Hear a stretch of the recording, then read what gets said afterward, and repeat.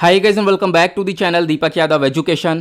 Welcome to the Daily Hindu News and Editorial Analysis of 25th of June 2021. तो guys आज है तारीख 25 जून 2021 और है फ्राइडे।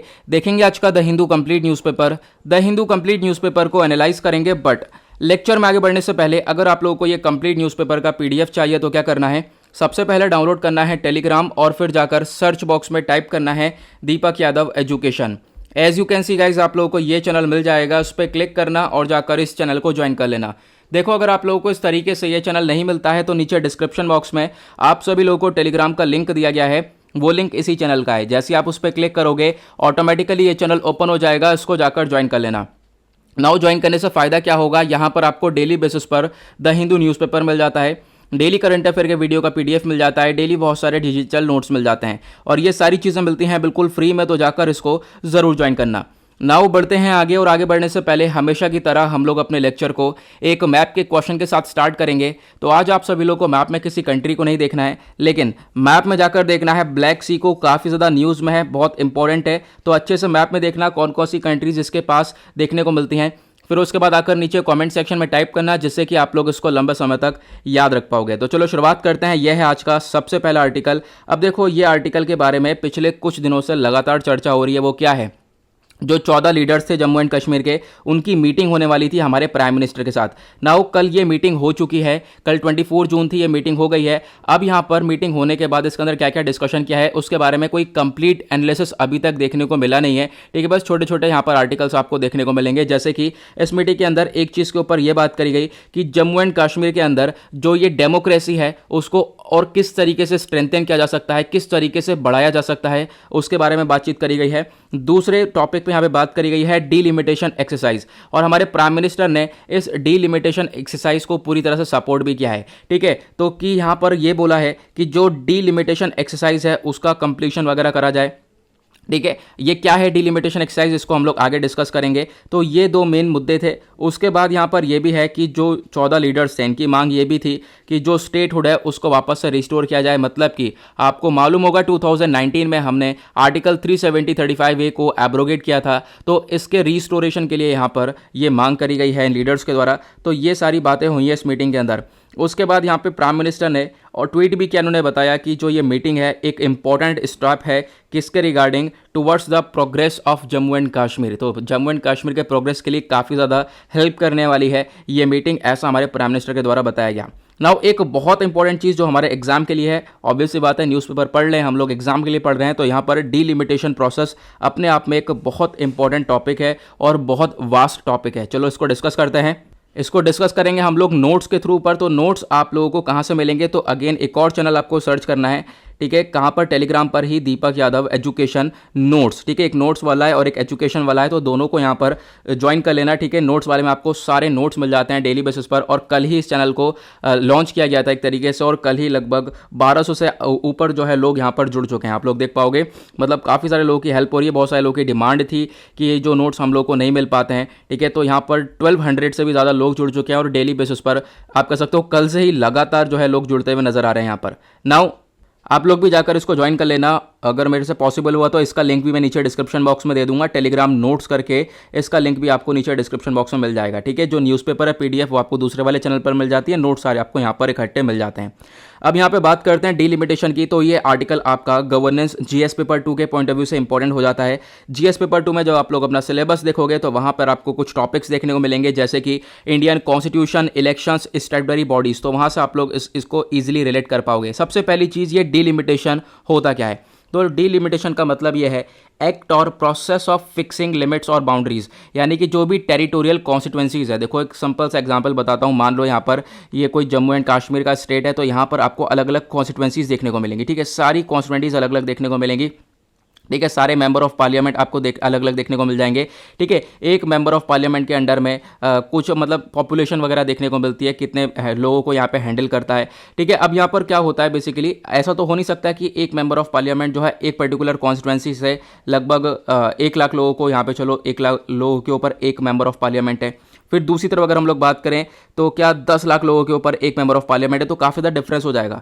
ठीक है, प्रोडक्टिविटी कहाँ पे आएगी, यहाँ पर आएगी। तो जिस तरीके से पॉपुलेशन के अंदर बदलाव होता रहता है, ठीक है, जैसे जैसे पॉपुलेशन चेंज होती रहती है उसके बाद हमें यहाँ पर डीलिमिटेशन एक्सरसाइज की भी काफ़ी ज़्यादा ज़रूरत होती है इस डीलिमिटेशन की। तो क्या होता है, इससे हम लोग क्या करते हैं, जो भी प्रोसेस है आप कह सकते हो लिमिट्स वगैरह को फिक्स करना, जो बाउंड्रीज हैं टेरिटोरियल कॉन्स्टिट्यूएंसीज की उनको फिक्स करने का यहाँ पे काम करता है, और ये रिप्रेजेंट करता है चेंजेस इन पॉपुलेशन। जैसे मैंने बताया, जैसे जैसे यहाँ पर पॉपुलेशन के अंदर बदलाव होगा उसके हिसाब से हम लोग को यहाँ पर डीलिमिटेशन भी चाहिए होता है। दूसरा क्वेश्चन ये आता है, वाई डिमिलिटेशन क्यों चाहिए हम लोग को। सबसे पहली चीज, इक्वल रिप्रेजेंटेशन होना चाहिए। जैसे मैंने बताया कि एक एमपी यहाँ पर है, एक एमपी के अंडर में यहाँ पर 1 लाख लोग हैं, और दूसरे एमपी यहाँ पर दूसरे कॉन्स्टिट्यूएंसी से एक एमपी है जिसके अंडर में यहाँ पर 10 लाख लोग हैं। तो यहाँ पर एक इक्वल रिप्रेजेंटेशन चाहिए, सबसे बड़ी बात तो यही है।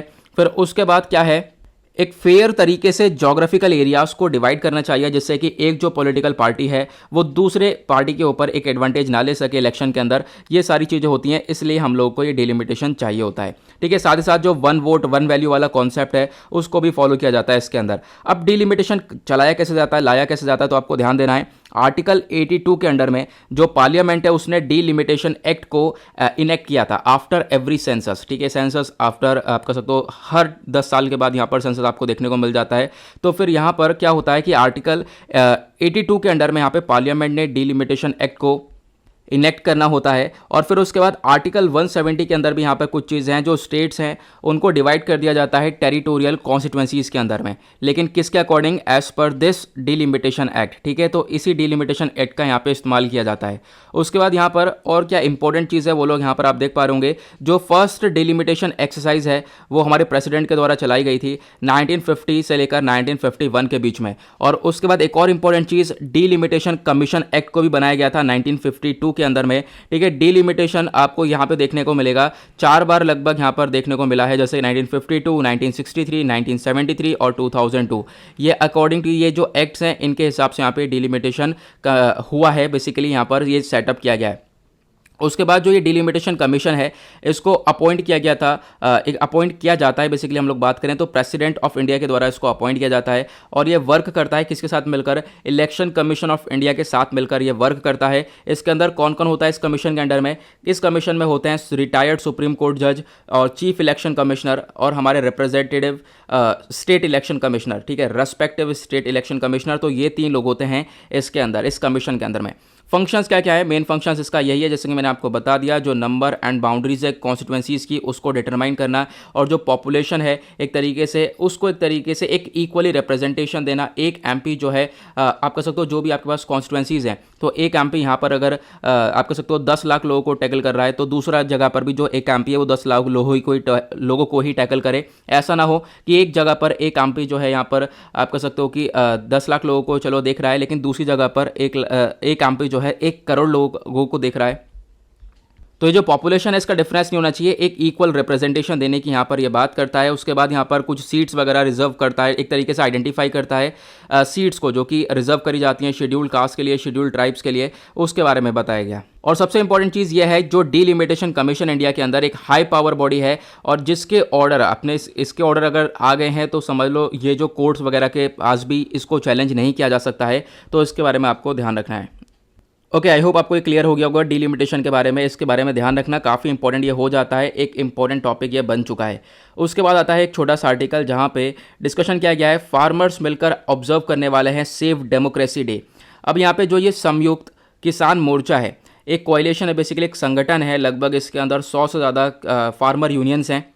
इन्होंने यहाँ पे डिसाइड किया है ये लोग 26 जून को ऑब्जर्व करेंगे, मतलब कल है वो 26 जून, तो कल ऑब्जर्व किया जाएगा save agriculture and save democracy day. ठीक है, अब यहाँ पे क्यों, क्योंकि इन्होंने मार्क किया है 46 ईयर ऑफ इमरजेंसी, और साथ ही साथ 7 महीने भी लगातार हो चुके हैं फार्मर्स को प्रोटेस्ट करते हुए अगेंस्ट द 3 फार्म लॉज। आपको मालूम होगा सरकार 3 फार्म लॉज लेकर आई थी, उसके अगेंस्ट में प्रोटेस्ट चला है, अभी तक यहाँ पे लगातार प्रोटेस्ट चलता हुआ नजर आ रहा है। ठीक है, तो उसके बेसिस पर यहाँ पर देखने को मिला है 26 जून को सेव एग्रीकल्चरल डे या फिर सेव डेमोक्रेसी डे को सेलिब्रेट करने वाले, एक तरीके से ऑब्जर्व करने वाले हैं।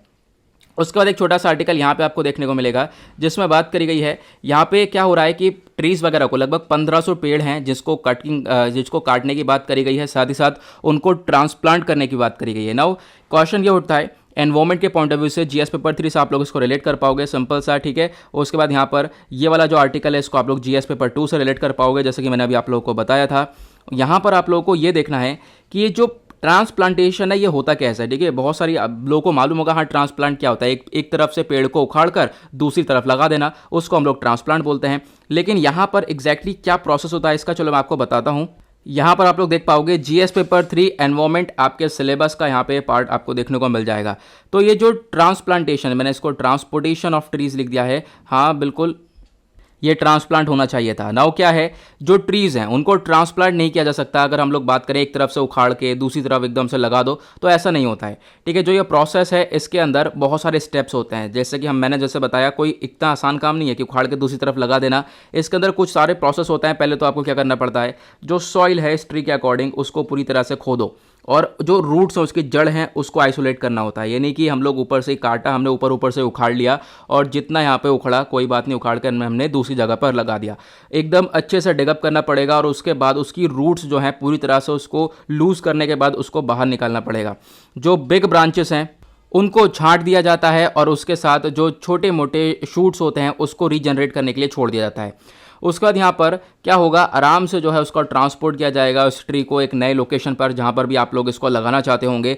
जो ये रूट सिस्टम है इसको, यानी कि जैसे कि हम लोगों ने क्या करा, अभी ये जो पेड़ है इसको जड़ के समेत यहाँ पर उखाड़ लिया है। अब ये जैसे उखाड़ा उस रूट सिस्टम को कवर करना पड़ता है। एक गनी बैग से एक तरीके से आप कह सकते हो कि कवर किया जाता है। जो बोरा वगैरह होता है उससे भी यहाँ पे कवर करा जा सकता है ताकि जो ये रूट्स हैं इनको प्रोटेक्ट किया जा सके और इनको हाइड्रेट रखा जा सके। जो ये बोरा होगा, कुछ भी होगा, जो बैग्स होंगे उनको गीला करके उन रूट्स के ऊपर लपेट दिया जाएगा, ठीक है। जो ये ट्री है फिर उसके बाद पहले ये नर्सरी पर जाएगा, एक न्यू काइंड ऑफ सॉइल को यहाँ पर लगाना पड़ेगा। देन उसके बाद यहाँ पर ये वापस से दूसरे नए स्पॉट पर भेजा जाता है। तो ये प्रोसेस है, कोई यहाँ पर सिंपल काम नहीं है इसके अंदर। तो ये प्रोसेसिंग है, ध्यान रखना, ये आपके जीएस पेपर 3 सिलेबस का पार्ट है, इस वजह से मैंने आपको ये ट्रांसप्लांटिंग के बारे में बताया है, ठीक है। आगे बढ़ते हैं नेक्स्ट आर्टिकल की तरफ। तो यहाँ पर एक छोटा सा आर्टिकल है जिसके अंदर डिस्कशन किया गया है, कोविड की वजह से जो टूरिज्म वगैरह है वो काफ़ी हद तक डाउन होता हुआ नजर आया है। तो अभी आपको मालूम होगा कुछ दिन पहले ही तो मॉन्यूमेंट्स वगैरह हैं वो ओपन हो चुके थे घूमने घामने के लिए। तो यहाँ पे पता ये चला कि चलो मॉन्यूमेंट्स ओपन हुए लेकिन लोग गए ही नहीं इतना घूमने, जैसे यहाँ पे एक्सपेक्ट किया गया था कि हाँ यार इतना ज़्यादा टूरिज्म सेक्टर ग्रो होगा, थोड़ा इनकम जनरेट हो जाएगा, लेकिन ऐसा हुआ नहीं। काफ़ी तेज़ी से यहाँ पर गिरावट इसके अंदर देखने को मिली है। और अगर हम लोग बात करें फरवरी 2020 की, ठीक है, 2020 की बात हो रही है जब कोविड नहीं आया था, पैंडेमिक से पहले, जो ये यूनेस्को वर्ल्ड हेरिटेज साइट हैं यहाँ पर 16 से 17 हज़ार विजिटर्स, एवरेज विजिटर्स यहाँ पे बताया जा रहा है आते ही आते थे, ठीक है। और यहाँ पे जो नंबर्स है वो बढ़ते भी रहते थे, लेकिन आज के टाइम पर इसके आधे, इसका 1% से 1 से लेकर 7% तक यहाँ पर ये लोग गए हैं घूमने के लिए।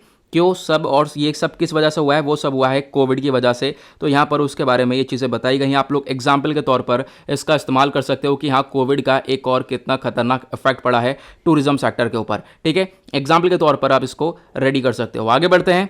तो यहाँ पे आता है नेक्स्ट आर्टिकल। देखो अभी मैंने बताया ना आपको ट्रांसप्लांटेशन के बारे में, तो वो पूरा आर्टिकल यहाँ पर आपको देखने को मिल जाएगा, ठीक है। तो इसके बारे में ध्यान रखना, काफ़ी इंपॉर्टेंट है, नोट्स वगैरह आपको मिल ही गए हैं। उसके बाद एक छोटा सा आर्टिकल यहाँ पर देखने को मिलेगा, इसके अंदर भी एक बहुत ही इंपॉर्टेंट चीज़ है जो कि हम लोग के एग्जाम के लिए काफ़ी इंपॉर्टेंट है।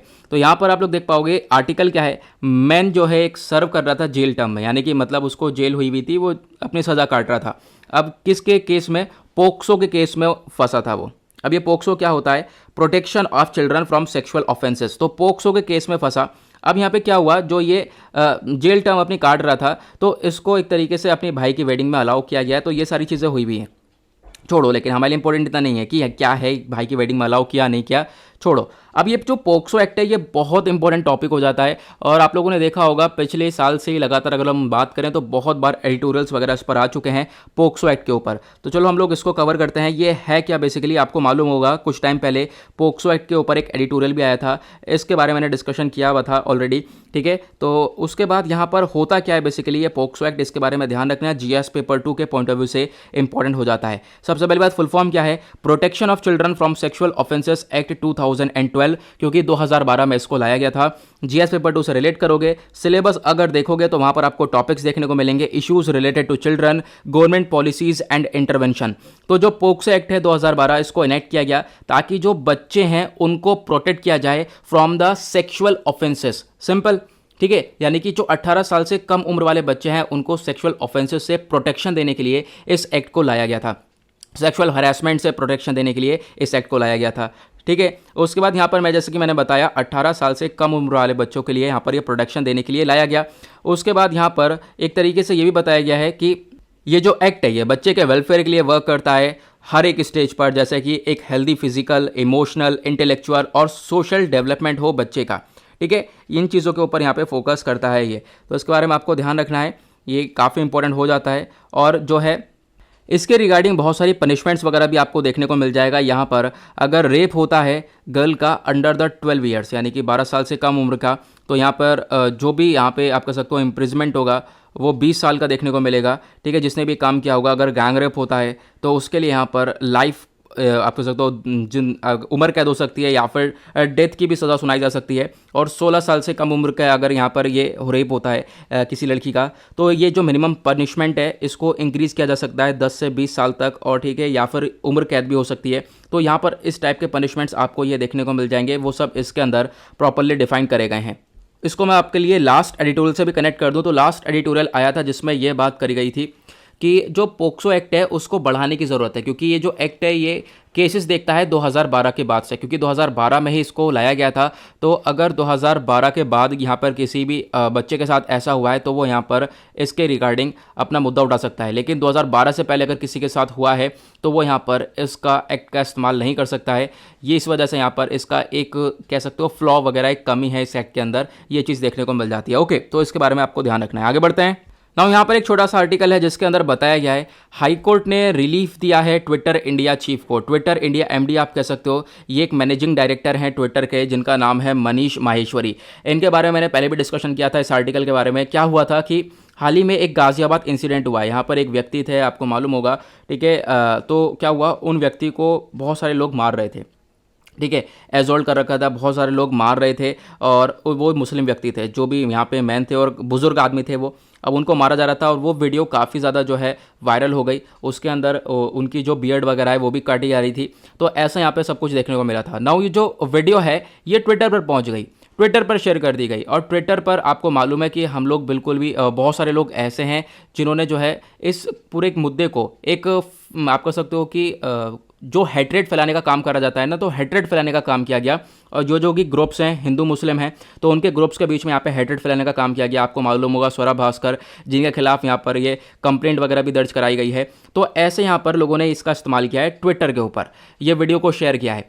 तो यहाँ पर क्या है, जो ट्विटर इंडिया एमडी है महेश्वरी, मनीष माहेश्वरी, ये इन चीज़ों को देख सकते थे लेकिन इन चीज़ों के ऊपर उन्होंने रोक लगाई नहीं है। हालांकि हमने अभी आईटी रूल्स लेकर आए, आपको मालूम होगा आईटी रूल्स 2021 हमारे पास हैं, जिसके अकॉर्डिंग यहाँ पर जो भी सोशल मीडिया प्लेटफॉर्म्स हैं वहाँ पर कुछ भी ऐसा हेट्रेड कंटेंट या फिर कोई जो है फेक कंटेंट ये सब नहीं स्प्रेड होगा, ऐसा हमने बोला था। लेकिन फिर भी यहाँ पर एक कंटेंट जो है आप देख सकते हो कि वहाँ पर देखने को मिला है और उसी की वजह से यहाँ पर इनके रिगार्डिंग भी कंप्लेंट वगैरह दर्ज करवाई गई थी। नाउ फिलहाल अभी हाईकोर्ट ने इनको रिलीफ दे दिया है, तो उसी के बारे में एक छोटा सा आर्टिकल दिया गया है। तो उसके बारे में ध्यान रखना क्योंकि ये आर्टिकल आने वाले टाइम पे बार बार एडिटोरियल में देखने को मिलेगा डेफिनेटली। चाहे आप लोग देखते रहना, एडिटोरियल्स में आर्टिकल आता रहेगा, तो उसके बारे में यहाँ पर आपको एक छोटा सा आइडिया ज़रूर रखना है, ठीक है। तो अभी के लिए रिलीफ मिल चुका है, एक छोटा सा आर्टिकल दिया गया। उसके बाद नेक्स्ट आर्टिकल जिसमें बात करी गई है जो नेशनल ग्रीन ट्रिब्यूनल है, इन्होंने एक तरीके से यहाँ पर एक आपको सकते हो बिल्कुल अगेंस्ट में है किसके, पुणे म्यूनिसिपल कॉरपोरेशन पीएमसी के अगेंस्ट में बिल्कुल आ चुके हैं। क्यों? क्योंकि यहाँ पे हुआ क्या है, जो पीएमसी है उसने बहुत ही इलीगल तरीके से या फिर आप कह सकते हो जो गार्बेज वगैरह है उसको मैनेज नहीं कर पाया है और उसी की वजह से एनजीटी जो है यहाँ पर पीएमसी के अगेंस्ट में आया। जो नेशनल ग्रीन ट्रिब्यूनल है इसके बारे में ध्यान रखना, काफ़ी इंपॉर्टेंट बॉडी है। इस आर्टिकल में मकसद ही हमारा ये है पढ़ने का कि वो एनजीटी क्या है, तो नेशनल ग्रीन ट्रिब्यूनल है क्या एक्चुअली में, इसके बारे में डिस्कशन कर लेते हैं। काफ़ी ये इंपॉर्टेंट हो जाता है और अगर आप लोग देख पाओगे तो इस आर्टिकल को सीधा सीधा आप लोग जीएस पेपर 2 से रिलेट कर सकते हो। जीएस पेपर 2 का सिलेबस देखोगे तो उसके अंदर एक टॉपिक आपको देखने को मिलेगा ट्रिब्यूनल्स नाम का। ट्रिब्यूनल्स है, स्टैट्यूटरी बॉडीज है, तो वहां से आप लोग रिलेट कर पाओगे। तो एनजीटी है क्या, बेसिकली एक स्पेशलाइज्ड बॉडी है जिसको सेटअप किया गया था एनजीटी एक्ट 2010 के अकॉर्डिंग में, ठीक है। 2010 में इस एनजीटी को लाया गया और लाया क्यों गया था, ताकि जो एनवायरमेंट वगैरह है उसको एक तरीके से हम लोग प्रोटेक्शन दे सकें, फॉरेस्ट वगैरह को प्रोटेक्शन दे सके, बहुत सारी नेचुरल रिसोर्सेज हैं उनको प्रोटेक्ट कर सकें इस एनजीटी के थ्रू। और जैसे जैसे हमने इस एनजीटी को लेकर आए और एनजीटी को लाने के बाद इंडिया जो है दुनिया में तीसरी कंट्री बन चुका था जिसने एनवायरमेंट को लेकर कुछ ऐसा स्टेप उठाया था। इससे पहले ऑस्ट्रेलिया, न्यूजीलैंड, इन दोनों कंट्री ने भी ऐसे स्टेप उठाए थे। और उसका आपको ये ध्यान रखना है, एनजीटी का जो मेन हेडक्वार्टर आपको न्यू दिल्ली के अंदर देखने को मिलेगा। इसके बहुत सारे ऑफिसेस जैसे देखने को मिल जाएंगे भोपाल, पुणे, कोलकाता, चेन्नई के अंदर भी। उसके बाद जो ये एनजीटी का स्ट्रक्चर है इसके अंदर होता कौन कौन है, तो इसके अंदर एक चेयरपर्सन होते हैं, जुडिशियल मेंबर होते हैं, एक्सपर्ट मेंबर भी आपको यहाँ पर देखने को मिल जाएंगे, ठीक है। और ये इन सब लोगों का जो टर्म होता है 5 साल तक ये लोग सर्व कर सकते हैं और वापस से रीअपॉइंट नहीं हो सकते हैं। उसके बाद जो ये चेयरपर्सन है ये अपॉइंट कौन करता है, ऑब्वियसली बात है जो एनजीटी के चेयरपर्सन है इनको अपॉइंट किया जाता है सेंट्रल गवर्नमेंट के साथ में। और सेंट्रल गवर्नमेंट जो है अपॉइंट करती है लेकिन कंसल्टेशन करती है किसके साथ, चीफ जस्टिस ऑफ इंडिया के साथ, जो कि आज के टाइम पर हमारे एनवी रमन्ना साहब हैं, उनके साथ कंसल्टेशन होता है। देन उसके बाद यहाँ पर इन चेयरपर्सन को अपॉइंट किया जाता है। एक जो ये सिलेक्शन कमेटी है, यानी कि आप कह सकते हो कि जो बाकी सारे एक्सपर्ट मेंबर्स आपको देखने को मिल जाएंगे, जैसे कि अभी हमने बात करी चेयरपर्सन को, तो चलो यहाँ पे सेंट्रल गवर्नमेंट अपॉइंट कर लेगी, लेकिन बाकी जो एक्सपर्ट मेंबर्स हैं, जुडिशियल मेंबर्स हैं, उनको कौन अपॉइंट करेगा, उनके लिए एक सिलेक्शन कमेटी बना दी जाती है, ठीक है, अपॉइंट करने के लिए। उसके बाद यहाँ पर जैसा मैंने आपको बताया कि 10 से 20 जो है फुल टाइम जुडिशियल मेंबर्स होते हैं। टर्म कितना होता है, इनका टेन्योर कितना होता है, वो हमने डिस्कशन कर लिया है। पावर्स जुरिस्डिक्शन वही है कि ये लोग जो है आप कह सकते हो एनवायरमेंट से रिलेटेड जो है सारे प्रॉब्लम्स को देखते हैं, ठीक है। आगे बढ़ते हैं नेक्स्ट आर्टिकल की तरफ। अब एक आर्टिकल यहाँ पे आ जाता है, काफ़ी ज़्यादा इंपॉर्टेंट है। आज वीडियो में काफ़ी ज़्यादा अटक रहा हूँ मैं यार पता नहीं क्या हो गया। एक तो थोड़ा सा मैंने माइक दूसरी जगह पर सेट कर रखा है, उसकी वजह से आज पूरी चीज़ें बदल रखी हैं। पूरी आज दूसरी जगह पर बैठ कर रिकॉर्डिंग हो रही है तो बिल्कुल कंफर्टेबल फील नहीं हो पा रहा है। चलो यहाँ पर ये वाला आर्टिकल बात करता है मॉनसून जो है आप लोगों को देखने को मिल जाएगा जुलाई तक, ठीक है। अब यहाँ पे क्या है, देखो मॉनसून रेनफॉल के बारे में थोड़ा बहुत डिस्कशन किया गया है। अभी हम लोगों ने देखा 1 जून से लेकर 18 जून तक जो है नॉर्मल जो रेनफॉल होनी चाहिए थी उससे ज़्यादा हुई है।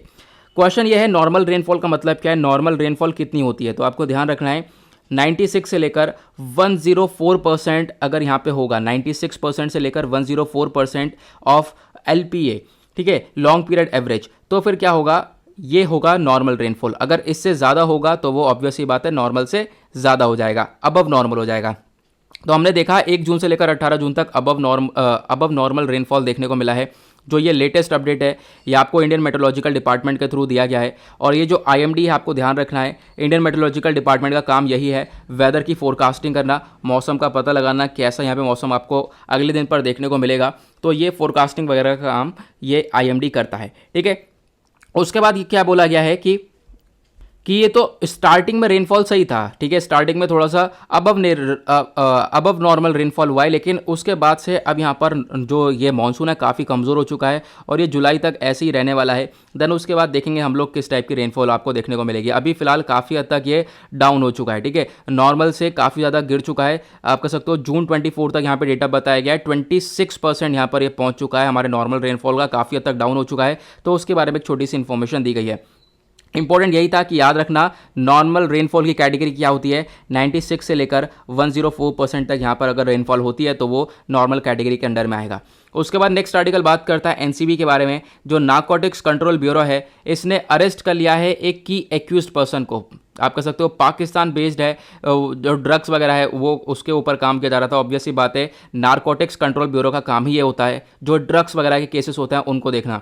तो लगभग 56.5 kg, आप कह सकते हो 56 से भी ज़्यादा, 56 किलोग्राम से भी ज़्यादा हेरोइन को यहाँ पे सीज किया है बॉर्डर सिक्योरिटी फोर्स ने। तो उसी के बेसिस पे यहाँ पे आर्टिकल आया है। अब आपसे ये पूछा नहीं जाएगा कि हाँ इतना ड्रग्स कहाँ पे सीज किया गया है, ये कहाँ पे देखने को मिला, ये सब नहीं पूछा जाएगा। पूछा क्या जाएगा नारकोटिक्स कंट्रोल ब्यूरो, ठीक है। ये काफ़ी ज़्यादा इंपॉर्टेंट हो जाता है NCB काफ़ी। और ये जो आप कह सकते हो कि जो चार्जेस वगैरह लगाता है ये एक्ट का इस्तेमाल होता है, narcotics drugs and psychotropic substances act करके यहाँ पर इसका इस्तेमाल किया जाता है और लोगों को इसके अंडर में चार्ज किया जाता है जो भी यहाँ पे ड्रग्स वगैरह के केसेस में फंसते हैं। तो अब यहाँ पे मैं आपको बताता हूँ नारकोटिक्स कंट्रोल ब्यूरो बेसिकली क्या है, इसके बारे में भी हम लोग देख लेते हैं। यहाँ पर मैंने बहुत सारे नोट्स ऑलरेडी सेंड कर रखे हैं, तो NCB का नोट्स मैंने यहाँ पर डाल दिया है ना। यहाँ पर आप देख पाओगे ये आर्टिकल आपका GS पेपर 2 के पॉइंट ऑफ व्यू से इंपॉर्टेंट हो जाता है। अब जो ये NCB है इसको कॉन्स्टिट्यूट करा गया था हमारे भारत सरकार के द्वारा 1986 में। Under the narcotics drugs and psychotropic substances act 1985। तो ये इस एक्ट के थ्रू पर हम लोग इसको लेकर आए थे। और इसकी जो आज के टाइम पर कौन सी मिनिस्ट्री के अंडर में आता है, तो एक तरीके से इसकी जो कोऑर्डिनेटेड एजेंसी है ये आती है मिनिस्ट्री ऑफ होम अफेयर्स के अंडर में, ठीक है। और उसके बाद और क्या क्या चीज़ें बताई गई हैं, जैसे कि ये जो नेशनल पॉलिसी है on narcotic drug and psychotropic substances, ये किसके ऊपर बेस्ड है, या आर्टिकल 47 ऑफ इंडियन कॉन्स्टिट्यूशन के ऊपर आपको ये बेस देखने को मिलेगी, जो कि डायरेक्ट करता है स्टेट्स को कि ये लोग आप कह सकते हो कि जो प्रोहिबिशन करें, रोक लगाएं किस चीज़ के ऊपर, जो ये ड्रग्स वगैरह है उसके ऊपर यहाँ पे रोक लगाई जाए, क्योंकि ड्रग्स जो है हमारे हेल्थ के लिए काफ़ी ज़्यादा खतरनाक हो जाते हैं। और उसके बाद जो ये आप कह सकते हो narcotic drug and psychotropic substances act 1985 है, इसके अंडर में चार्ज किया जाता है और ये पेनल्टी वगैरह भी लगा दी जाती है और बहुत सारी यहाँ पर सज़ा वगैरह मिल जाती है इसके केस में भी, ठीक है। तो आपको ध्यान रखना है ये बॉडी को कब कॉन्स्टिट्यूट किया गया था और ये कौन सी मिनिस्ट्री के अंडर में आता है, ये छोटी छोटी इन्फॉर्मेशन इंपॉर्टेंट हो जाती है। नेक्स्ट आर्टिकल बात करता है 4 स्टूडेंट को अरेस्ट किया गया है इजराइल एम्बेसी ब्लास्ट केस के बारे में। इसके अकॉर्डिंग में तो आपको मालूम होगा कि अभी जनवरी के आसपास एक इजराइल एम्बेसी जो आपको दिल्ली के अंदर देखने को मिलेगी, वहाँ पर एक बॉम्ब ब्लास्ट हुआ था, एक्सप्लोसिव्स फटे थे। अब यहाँ पर ये जो बॉम्ब ब्लास्ट हुआ है तो उसके बाद यहाँ पे इजराइल ने अपना कंसर्न दिखाया, लेकिन इंडिया ने बोला कि हम लोग यहाँ पे पता लगा लेंगे किसने यहाँ पर ये ब्लास्ट किया है। तो 4 स्टूडेंट हैं जिन्होंने यहाँ पर ये ब्लास्ट किया है, ऐसा बताया जा रहा है, उनको अरेस्ट कर लिया गया है। वो जो 4 स्टूडेंट है वो कौन कौन सा है, वो है नाजर हुसैन और जुल्फ़िकर अली वाजिर, अयाज हुसैन और मुजम्मिल हुसैन। तो यहाँ पर ये 4 नेम दिए गए हैं। और जो ये माइनर इम्प्रोवाइज्ड एक्सप्लोसिव डिवाइस है, IED यहाँ पर हम लोग बोलते हैं, तो इसका ब्लास्ट किया गया था लगभग 29 जनवरी के आसपास की बात है। जो इजराइल की एम्बेसी है दिल्ली के अंदर, वहाँ पर ये ब्लास्टिंग देखने को मिली थी। फिलहाल अब इसके रिगार्डिंग जो भी लोग थे उनको अरेस्ट कर लिया गया है। नेक्स्ट आर्टिकल है सेंट्रल विस्टा, जो है आप कह सकते हो आज के टाइम पर ये वर्क कर रहा है अपने शेड्यूल के बेसिस पर। जो हमारा सबसे बड़ी बात क्या है, जो सेंट्रल विस्टा प्रोजेक्ट है ये हमारे लिए काफ़ी इंपॉर्टेंट है। दूसरी चीज़ यहाँ पर ये अपने शेड्यूल के हिसाब से आप लोगों को वर्क करता हुआ नजर आएगा। हमारा टारगेट ये है कि साल 2022 तक एक नया पार्लियामेंट की बिल्डिंग हम लोगों को देखने को मिल जाए, तो यहाँ पर उसके ऊपर वर्क चल रहा है लगातार। तो ये है क्या बेसिकली सेंट्रल विस्टा प्रोजेक्ट, इसको भी पढ़ लेते हैं। काफ़ी दिनों बाद ये न्यूज़ के अंदर आया है और काफ़ी इंपॉर्टेंट भी है, तो इसको मैं बता देता हूँ ये सेंट्रल विस्टा प्रोजेक्ट क्या है। ये हमारे एग्जाम के पॉइंट ऑफ व्यू से सभी एग्जाम के लिए काफ़ी इंपॉर्टेंट है। तो जब दिल्ली में आप जाओगे तो इंडिया गेट के पास जाओगे, तो इंडिया गेट के सामने आप देखो पाओगे तो यहाँ पर राष्ट्रपति भवन आपको देखने को मिलेगा।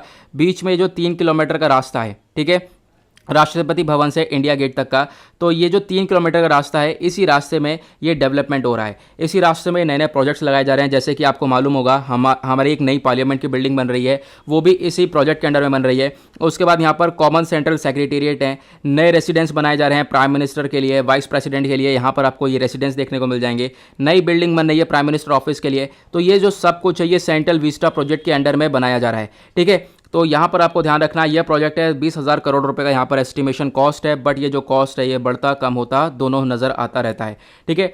इसके बारे में ध्यान रखना। उसके बाद आर्मी ने एक टेंडर इशू किया है जिसमें यहाँ पर बताया लगभग 1750 FICVs को खरीदना है, यानी कि फ्यूचरिस्टिक इन्फेंट्री कॉम्बैट व्हीकल्स, ऐसे व्हीकल्स लड़ाई के लिए जो इस्तेमाल किए जाएं। तो यहाँ पर ताकि हम लोग कुछ हमारे पास रशिया वाले इन्फेंट्री व्हीकल्स हैं आज के टाइम पर, जिसको हम लोग BMP-2 बोलते हैं, ठीक है।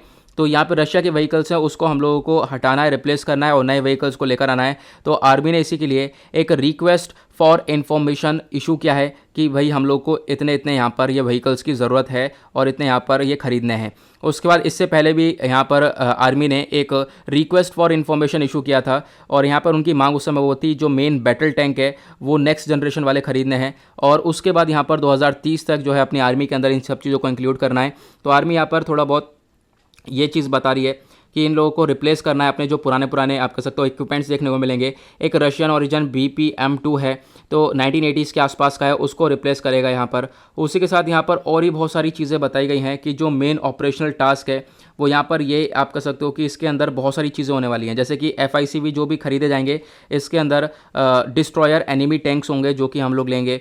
उसके बाद आर्मर्ड पर्सनल कैरियर्स होंगे, कॉम्बैट व्हीकल्स, लो फ्लाइंग हेलीकॉप्टर्स, ये सारे यहाँ पर वेपन्स वगैरह देखने को मिलेंगे जो कि यहाँ पर आर्मी डिमांड कर रही है, ठीक है, जो कि आज के टाइम पर हम लोगों को चाहिए हम पुराने प्रोडक्ट को रिप्लेस करने के लिए। उसके बाद आते हैं पेज नंबर 9 के ऊपर। यहाँ पर ये वाला आर्टिकल आप लोगों को रीड करना है आज, ठीक है, इस वाले आर्टिकल को रीड करना, आपको क्या क्या समझ में आया है ये आप लोगों को बताना है। ठीक है, नीचे कमेंट सेक्शन में बताना अगर आप लोग यहाँ पर आर्टिकल रीड करते हो, उसके बाद यहाँ पर क्या समझ में आया है आपको कि कांग्रेस ने अभी 5 डिमांड्स कौन सी उठाई हैं जम्मू कश्मीर को लेकर। ठीक है, अभी क्या होगा, जैसे मैंने आपको बताया, अभी पहले पेज पे मैंने आपको बताया था, इस वीडियो के रिगार्डिंग मैं आपको एक कंप्लीट वीडियो बनाकर दूंगा या फिर एक कंप्लीट एनालिसिस में कल या परसों करूंगा कि एग्जैक्टली क्या क्या हुआ है मीटिंग के अंदर। इसके ऊपर अभी बहुत सारे रिसर्चेस हैं और बहुत सारे आपको यहाँ पे नोट्स वगैरह सेंड कर दिए जाएंगे ताकि आप लोग प्रॉपर चीज़ों को फॉलो कर पाओ। नेक्स्ट आर्टिकल बात यहाँ पे करता है अफगानिस्तान को लेकर। आपको मालूम होगा शंघाई कोऑपरेशन ऑर्गेनाइजेशन की अभी मीटिंग हुई है जहाँ पर हमारे national security adviser Ajit Doval साहब गए और इन्होंने यहाँ पर एड्रेस किया है इसको। साथ ही साथ बोला है कि अफगानिस्तान को लेकर बातचीत हो रही है और सबसे बड़ी बात यहाँ पर यह देख पाओगे कि अफगानिस्तान का जो फ्यूचर वगैरह है, डेवलपमेंट वगैरह है, उसके ऊपर यहाँ पे इंडिया काम करने वाला है। आने वाले टाइम पे इंडिया पूरी तरह से सपोर्ट करेगा अफगानिस्तान को। आज के टाइम पर जो यूएस है वो अपने आर्मी वगैरह को अफगानिस्तान से विड्रॉ भी करता हुआ नजर आ रहा है। उसके बाद यहाँ पर अफगानिस्तान की तरफ से भी एक स्टेटमेंट ये देखने को मिलेगा, इंडिया ने इलेक्ट्रिसिटी दी है, डैम दिए हैं, स्कूल दिए हैं, हेल्थ क्लिनिक्स दिए हैं, रोड्स वगैरह प्रोवाइड करवाई हैं अफगानिस्तान को। ये दुनिया जानती है और दुनिया ये भी जानती है कि पाकिस्तान ने क्या दिया अफगानिस्तान को। ऐसा यहाँ पर अफगानिस्तान के लीडर का स्टेटमेंट है, तो यहाँ पर आप लोग देख पाओगे। साथ ही साथ जो अजीत डोभाल साहब हैं, इन्होंने एससीओ की मीटिंग में यहाँ पर क्या बोला है, इन्होंने बोला है कि पाकिस्तान के अंदर आज के टाइम पर हम लोग को जो टेररिज्म, बहुत सारे आउटफिट देखने को मिलेंगे, बहुत सारे ऑर्गेनाइजेशन देखने को मिलेंगे, उनको ख़त्म करने की ज़रूरत है। ठीक है, उनके अगेंस्ट में जाने की ज़रूरत है। और बहुत सारे पाकिस्तान बेस्ड टेरर आउटफिट हैं जैसे कि लश्कर ए तैयबा हो गया, जैश ए मोहम्मद हो गए, ये सब, इन सब के अगेंस्ट में जाना पड़ेगा और इन सब टेररिज्म को पूरी तरह से ख़त्म करना पड़ेगा। हमारे नेशनल सिक्योरिटी एडवाइज़र का ऐसा कहना था। अब यहाँ पे सबसे इंपॉर्टेंट चीज़ यह है कि जो ये शंघाई कोऑपरेशन ऑर्गेनाइजेशन है, यहाँ पर मीटिंग हुई है, ये है क्या बेसिकली, इसके बारे में पढ़ लेते हैं। ये अगेन एक और इम्पॉर्टेंट टॉपिक है, तो सारे नोट्स आप लोग देख पा रहे होंगे, सब आपको यहाँ पर मिल जाएंगे। ठीक है, मैंने पीडीएफ वगैरह पे पिन नहीं किए हैं नोट्स, क्योंकि पीडीएफ पे पिन करने में और ज़्यादा टाइम लग जाता है। यहाँ पे मुझे टाइम कम लगा है, तो यहाँ पे मैंने सब नोट्स दे दिए हैं, तो आप लोग जाकर इसको अवेल करते रहना। तो जो शंघाई कोऑपरेशन ऑर्गेनाइजेशन है, इसको फॉर्म किया गया था 2001 में। इसका हेडक्वार्टर आपको चाइना के बीजिंग शहर में देखने को मिलेगा। जोग्राफिकल एक्सटेंट की बात करें तो ये जो शंघाई कोऑपरेशन ऑर्गेनाइजेशन है, इसके अंदर जो भी इंपॉर्टेंट मेंबर्स हैं वो सेंट्रल एशिया के, साउथ एशिया के और एशिया पैसिफिक रीजन के अंदर आपको देखने को मिल जाएंगे। मेजर यूरेशियन ऑर्गेनाइजेशन भी यहाँ पर आपको देख पाओगे कि बोला जाता है कि एक मेजर यूरेशियन ऑर्गेनाइजेशन है जो कि दुनिया भर की पॉपुलेशन को रिप्रेजेंट करता है। यूरेशियन का मतलब ये होता है कि बहुत सारे मेंबर ऐसे भी होते हैं जो कि, जैसे कोई कंट्री है, रशिया है, रशिया यूरोप के अंदर भी देखने को मिलती है और एशिया के अंदर भी देखने को मिलती है, इस वजह से उसको यूरेशिया बोला जाता है। तो यूरेशिया का कॉन्सेप्ट आपको समझ में आ जाना चाहिए। ये एक परमानेंट इंटरगवर्नमेंटल इंटरनेशनल ऑर्गेनाइजेशन है। कौन सी? Shanghai cooperation organisation. इसके अंदर कितने मेंबर हैं? 8 मेंबर स्टेट्स देखने को मिलेंगे, India, Kazakhstan, China, Kyrgyzstan, Pakistan, Russia, Tajikistan, Uzbekistan, और फिर उसके बाद 4 ऑब्जर्वर स्टेट्स हैं, अफगानिस्तान, बेलारूस, ईरान और मंगोलिया। इंडिया ने शंघाई कोऑपरेशन ऑर्गेनाइजेशन को ज्वाइन किया था साल 2017 में। आपको ये सबसे इंपॉर्टेंट चीज़ है जो कि ध्यान रखनी है, आपसे क्वेश्चन बन सकता है। इंडिया और पाकिस्तान दोनों ने साथ मिलकर 2017 में ही ज्वाइन किया था। परमानेंट बॉडीज़ की बात करें इसकी, तो ऑर्गेनाइजेशन के अंदर आपको 2 परमानेंट बॉडीज़ देखने को मिलेंगी। एक तो यहाँ पर इसका सेक्रेटेरिएट है, वो कहाँ पर देखने को मिलेगा? बीजिंग में देखने को मिलेगा। और उसके बाद जो executive committee of regional anti terrorist structure है, RATS जिसको बोलते हैं हम लोग, ये आपको ताशकंद के अंदर देखने को मिलेगा जो कि उज्बेकिस्तान के अंदर है। ठीक है, और यहाँ पर और क्या चीज़ हो सकती है कि देखो, आपस में जब कंट्रीज़ वगैरह मीटिंग करेंगे तो कॉपरेशन वगैरह के ऊपर काम करेंगे। इसका सिग्निफिकेंस क्या है? इसके अंदर कैपेसिटी है कि ये नाटो को एक तरीके से काउंटर कर सकता है, नॉर्थ अटलांटिक ट्रीटी ऑर्गेनाइजेशन को। तो नाटो किस लिए बनाया गया था? USSR को काउंटर करने के लिए। तो यहाँ पर इसको काउंटर करने के लिए यहाँ पर ये शंघाई कोऑपरेशन ऑर्गेनाइजेशन को बनाया गया है। ओके, आई होप आपको ये क्लियर हो गया होगा। उसके बाद आते हैं नेक्स्ट आर्टिकल की तरफ, और पेज नंबर 10 पर आप लोगों को यहाँ पर कुछ इंपॉर्टेंट दिखेगा नहीं। पेज नंबर 11 पर आएंगे, दैट इज़ वर्ल्ड सेक्शन, देखेंगे दुनियादारी में क्या चल रहा है। यहाँ पे एक आर्टिकल आता है जिसके अंदर बात करी गई है रशिया और यूके के अंदर आज के टाइम पर डिस्प्यूट्स क्रिएट हो रहे हैं। क्यों? क्योंकि रशिया ने अटैक कर दिया है यूके के एक शिप के ऊपर, एक डिस्ट्रॉयर है बेसिकली। यहाँ पर जो आप पिक्चर में देख पा रहे हो, यह British royal navy HMS defender है, एक डिस्ट्रॉयर है। ये क्या हुआ? ये ब्लैक सी के आसपास आपको देखने को मिला। रशिया का कहना यह है कि हमारे टेरिटोरियल वाटर के अंदर देखने को मिला था, इस वजह से इसके आसपास हमने बम गिराए हैं। एग्जैक्टली शिप के ऊपर अटैक नहीं किया है, इसके आसपास जो है यहाँ पर काफ़ी सारे अटैक किए हैं रशिया ने। ठीक है, अब यहाँ पे इंपॉर्टेंट क्या है? वो ब्लैक सी है, जैसे कि मैंने आपको बताया था ब्लैक सी आज आप लोगों को मैप में देखना है। कोई बात नहीं, यहाँ पर मैं आपको ब्लैक सी के बारे में दिखा देता हूँ, कहाँ पर ये ब्लैक सी है और किस तरीके से कंट्रीज़ वगैरह को टच करता हुआ नजर आता है।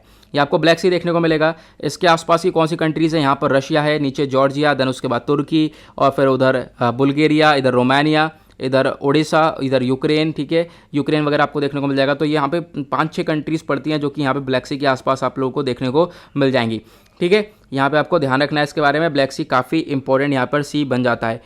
उसके बाद आगे बढ़ते हैं नेक्स्ट आर्टिकल की तरफ। तो यहाँ पर उसी को लेकर बातचीत करी गई है, ज़्यादा इसके अंदर कुछ भी नहीं है कि अटैक वगैरह कर दिया है। आगे बढ़ते हैं तो यहाँ पे एक छोटा सा आर्टिकल नीचे की साइड आपको देखने को मिलेगा, amid vaccine shortage Bhutan for mixing doses. यहाँ पे मतलब क्या है कि जिस तरीके से वैक्सीन का शॉर्टेज देखने को मिल रहा है, भूटान एक नए स्टेप उठा रहा है। नया स्टेप क्या है कि जो वैक्सीन, अलग अलग वैक्सीन को मिक्स करके लगाई जाए, तो ऐसा यहाँ पे स्टेप उठाया जा रहा है भूटान के द्वारा। तो भूटान के प्राइम मिनिस्टर ने ट्यूसडे में बोला है कि इनको कोई प्रॉब्लम नहीं है वैक्सीन को मिक्स करने से, जो कोविड-19 वैक्सीन है उनको मिक्स करने से, ठीक है, मिक्स और मैच करने से यहाँ पे कोई भी दिक्कत नहीं है।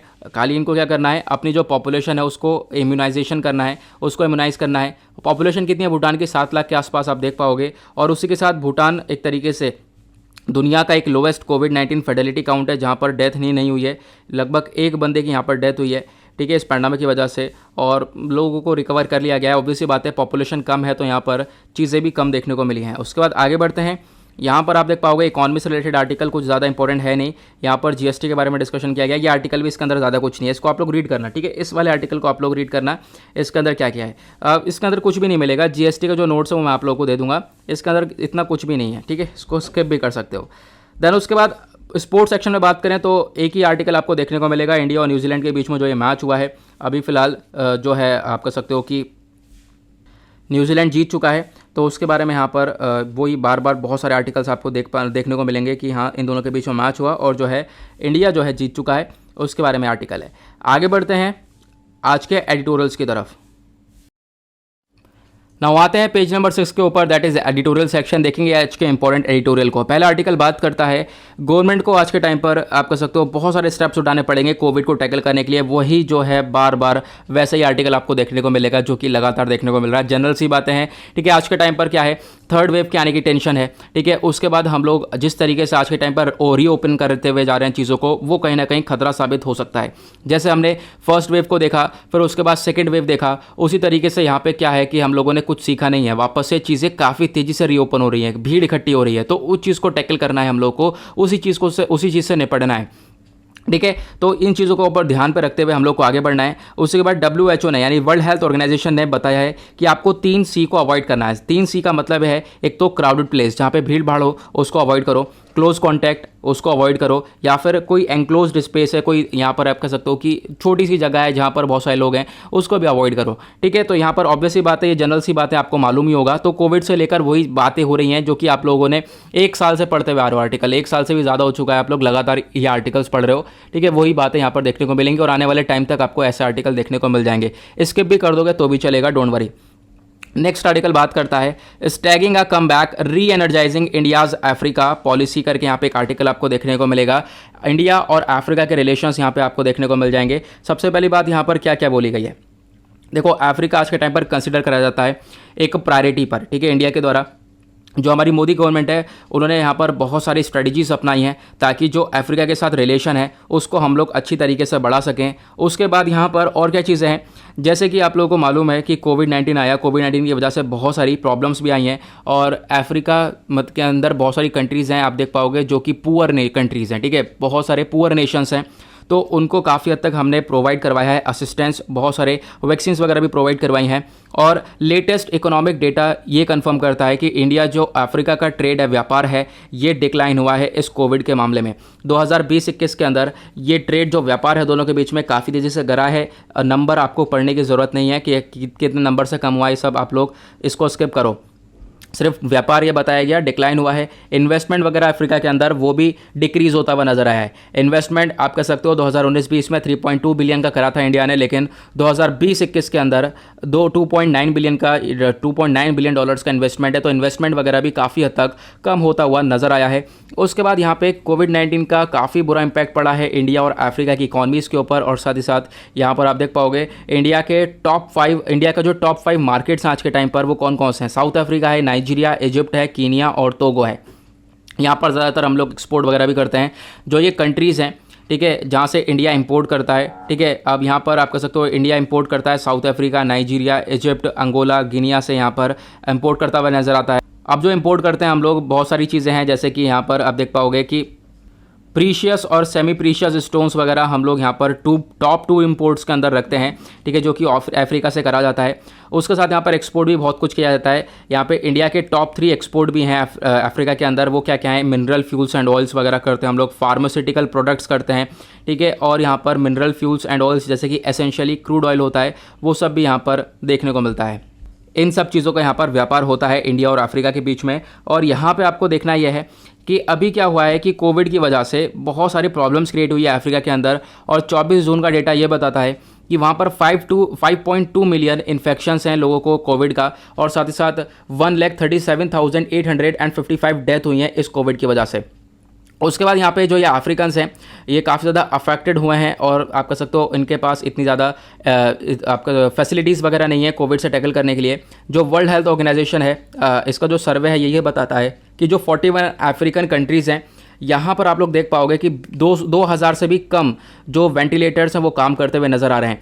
उसी के साथ यहाँ पे अफ्रीका ने पहले भी बहुत बुरी तरीके से सफ़र किया है इबोला वायरस से और भी बहुत सारे वायरसेस से, और यहाँ पर और बहुत सारी स्टडीज़ वगैरह ये भी बताती हैं कि आज के टाइम पर प्रॉब्लम्स बहुत सारी क्रिएट हो रही हैं। लेकिन उसी को देखते हुए बहुत सारे जो नेशंस हैं, बहुत सारी कंट्रीज़ जो है यहाँ पे फ़ायदा उठाना चाहती हैं किस तरीके से, जैसे अमेरिका हो गया, यूरोप हो गया, एशिया हो गया, ये सब अफ्रीका की मदद करना चाहती हैं। अफ्रीका की मदद करने के बाद अफ्रीका से बदले में क्या मिलेगा, बिल्कुल बहुत कुछ मिलेगा। अफ्रीका जो है नेचुरल रिसोर्सेज के अंदर काफ़ी ज़्यादा रिचर माना जाता है। मिनरल्स, हाइड्रोकार्बन, ओशनिक रिसोर्सेज, बहुत सारी चीज़ें यहाँ पर बाकी सारी कंट्रीज़ को मिल जाएंगी जैसे ही वो लोग अफ्रीका को कोई असिस्टेंस वगैरह प्रोवाइड करवाते हैं। तो स्पेशली यहाँ पे बात करी गई है United states, European union, China, Japan, India, ये सब उन्होंने काफ़ी ज़्यादा टेंशन पाल रखा है अपना अफ्रीका के अंदर। और चाइना आज के टाइम पर काफ़ी ज़्यादा ग्रो हो चुका है वैक्सीन वगैरह सप्लाई करने के बाद अफ्रीका के अंदर। उसके बाद बताया गया इंडिया का रोल क्या है। इंडिया का रोल भी यहाँ पर आप देख पाओगे, म्यूचुअल बेनिफिट्स के लिए अफ्रीका और इंडिया दोनों मिलकर एक तरीके से यहाँ पर एंगेजमेंट कर सकते हैं, एंगेज हो सकते हैं आपस में। जो हमारे एक्सटर्नल अफेयर मिनिस्टर हैं एस जयशंकर साहब, उन्होंने यहाँ पर बहुत सारी आप कह सकते हो यूनाइटेड नेशन सिक्योरिटी काउंसिल के अंदर यहाँ पर बातचीत भी करी थी, ठीक है, कि यहाँ पर पोस्ट पैंडेमिक रिकवरी होनी चाहिए अफ्रीका के अंदर, किस तरीके से हम लोग रिकवरी वगैरह देखने को मिल जाएगी अफ्रीका में। उसके बाद यहाँ पर उन्होंने हाईलाइट किया है इंडिया का रोल किस चीज़ में लेकर, कि अफ्रीका के अंदर आज के टाइम पर पीस यानी शांति को बनाने के लिए काफ़ी हद तक आज के टाइम पर सपोर्ट कर रहा है पूरी तरह से इंडिया। साथ ही साथ जो टेररिज्म वगैरह है बहुत सारे देखने को मिलता है अफ्रीका में, तो उसको काउंटर करने के लिए बातचीत करी गई है, उसको काउंटर करने के लिए भी इंडिया काफ़ी हद तक काम करता है। उसके साथ यहाँ पर हमारे जो एक्सटर्नल अफेयर मिनिस्टर हैं वो कीनिया के अंदर विजिट कर रहे हैं। उन्होंने 12 से 14 जून तक यहाँ पर विजिट किया, और उसमें यहाँ पर उन्होंने बोला कि जो है कोशिश ये करी गई है कि उनका जो पॉलिटिकल लेवल पर है, अफ्रीका के पॉलिटिकल लेवल पर, वहाँ पर भी कम्युनिकेशन लेवल को और ज़्यादा बेहतर बनाया जा सके, ठीक है, वही लेकर बातचीत करी गई है। उसके बाद इन दोनों के बीच में इंडिया अफ्रीका का जो फोरम समिट है ये हुआ था साल 2015 में। नाउ जो ये 4th समिट है ये अभी पेंडिंग है, ठीक है, अब ये पेंडिंग है पिछले साल से ही, किसकी वजह से, पेंडेमिक की वजह से। अब देखते हैं आने वाले टाइम पर जल्द से जल्द ये वाला समिट भी होता हुआ नजर आएगा। उसके बाद यहाँ पर चाइना का जो चैलेंज है अफ्रीका के अंदर उसको ओवरकम करने के लिए इंडिया को अपना कोऑपरेशन ज़्यादा बढ़ाना पड़ेगा अफ्रीका में, क्योंकि अफ्रीका के अंदर बहुत सारे नेचुरल रिसोर्सेज देखने को मिलेंगे, तो वहाँ से हम लोग काफ़ी हद तक फ़ायदा उठा सकते हैं।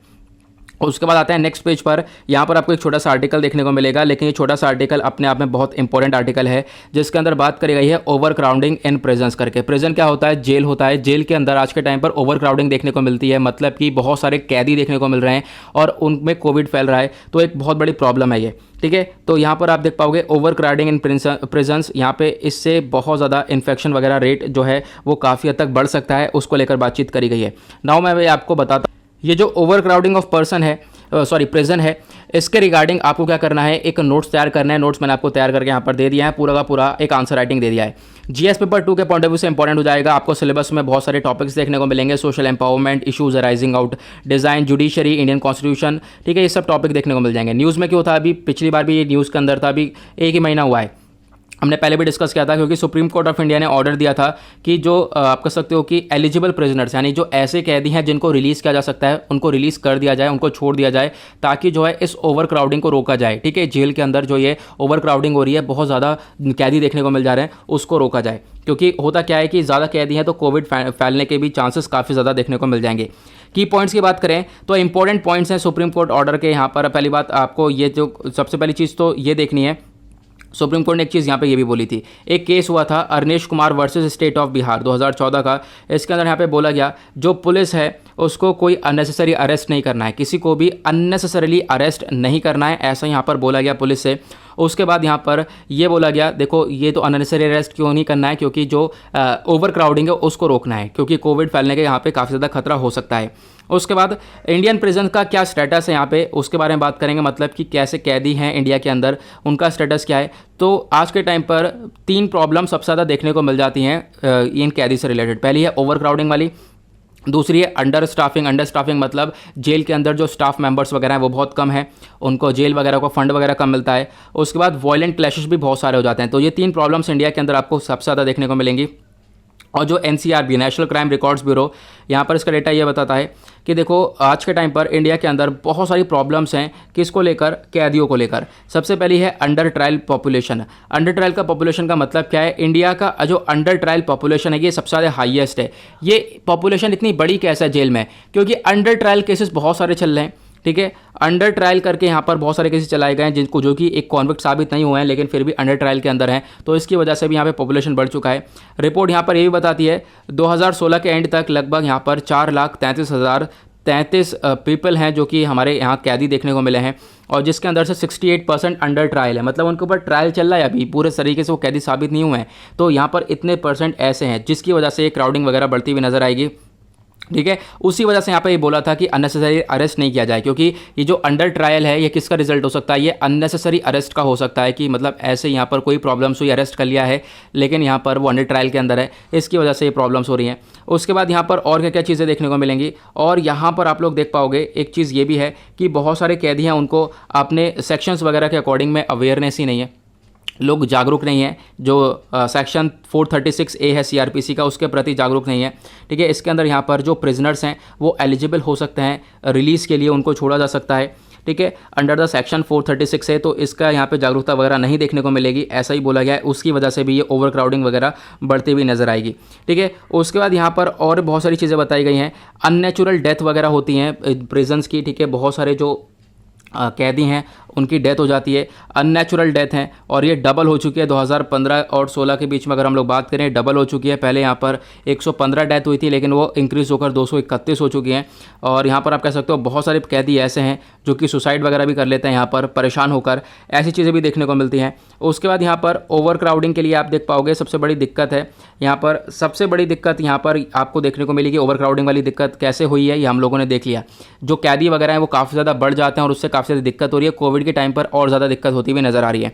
अब ओवर क्राउडिंग के लिए सोल्यूशन क्या है कि स्पीडी ट्रायल, जो भी अंडर ट्रायल है उसको जल्दी जल्दी खत्म करो, स्पीड तरीके से, काफ़ी तेज़ी से आपको ये ट्रायल करने पड़ेंगे, और जो भी ये ओवर क्राउडिंग पॉपुलेशन उसको खत्म करो, जल्दी जल्दी केस निपटाओ, जो भी अंडर ट्रायल केसेस चल रहे हैं उसको जल्दी निपटा के खत्म करो। और आज के टाइम पर लॉयर और प्रिजनर का रेशो जो होता है वो काफ़ी कम है, मतलब कि बहुत कैदी बहुत हैं, लॉयर बहुत कम है। तो इसको थोड़ा सा अपोजिट करना पड़ेगा, लॉयर को बढ़ाना पड़ेगा, ठीक है, लॉयर्स का पॉपुलेशन बढ़ाना पड़ेगा, ताकि जो है ये केसेस जल्दी जल्दी निपटाए जा सके।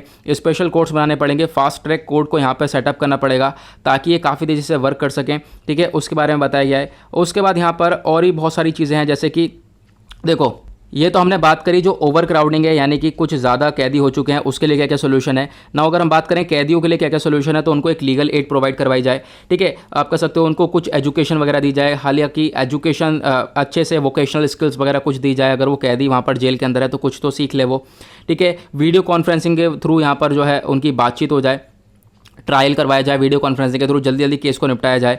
ये सारी चीज़ें यहाँ पर बताई जाती हैं। उसके बाद कुछ इंपॉर्टेंट चीज़ जो है, काफ़ी इंपॉर्टेंट है, वो ये है कॉन्स्टिट्यूशनल प्रोविजंस के अकॉर्डिंग में जो ये प्रिजन्स है या फिर पर्सन है जो भी यहाँ पर डिटेन करे जाते हैं या फिर कोई कैदी है, वो एक स्टेट सब्जेक्ट है, ठीक है। आपको ध्यान रखना है वो एक स्टेट सब्जेक्ट है जो कि आता है एंट्री 4 के अंडर में, entry 4 of list 2 of 7th schedule of constitution. तो इसके अंदर में आपको देखने को मिल जाएगा जो एडमिनिस्ट्रेशन एंड मैनेजमेंट है इस प्रिजन का, वो जो उसकी रिस्पॉन्सिबिलिटी होती है वो है स्टेट गवर्नमेंट की, ठीक है। राज्य सरकार इन चीज़ों को देखती है।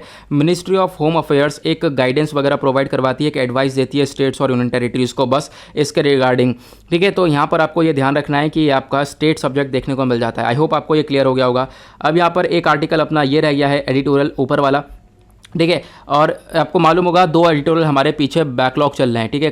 लगभग 2 दिन पहले के हमने 2 एडिटोरियल कम डिस्कस किए थे, उसको हम लोग कल डिस्कस करेंगे, क्योंकि सैटरडे में एडिटोरियल कम आते हैं तो हम लोग वहाँ पर उनको भी अरेंज कर लेंगे।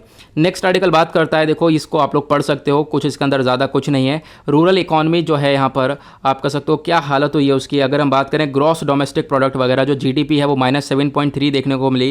अभी जो हाल ही में देखने को मिला था नेशनल स्टैटिस्टिकल ऑफ ये जो सर्वे है ये हुआ था, तो इसके अंदर इन्होंने डेटा बताया कि GDP काफ़ी हद तक माइनस में चली गई है। उसके बाद यहाँ पर क्या क्या चीज़ें हैं, वोट्स हुई हैं, और एग्रीकल्चर हमारा एक सबसे बढ़िया सेक्टर रहा। एग्रीकल्चर काफ़ी हद तक ग्रो हुआ है, इवन पैंडेमिक के अंदर भी जॉब्स वगैरह कम हुई हैं, इनकम कम हुई है और महंगाई बढ़ी है। तो उसके बारे में सारी चीज़ें बताई गई हैं, वो जनरल सी बातें, आप लोग जाकर इसको एक बार रीड कर सकते हो, ठीक है। इसको रीड क्यों नहीं किया, क्योंकि ज़्यादा इतना इंपॉर्टेंट है नहीं। जो इंपॉर्टेंट थे, जो कुछ अलग आर्टिकल थे वो मैंने यहाँ पर डिस्कस कर लिए हैं। ओके, आई होप आपको सारी चीज़ अच्छे से क्लियर हो गई होंगी। नाउ इसके साथ करते हैं लेक्चर को समाप्त। मिलते हैं आप लोगों से नेक्स्ट वीडियो में। आज के लिए bye bye, have a nice day, thank you and जय हिंद।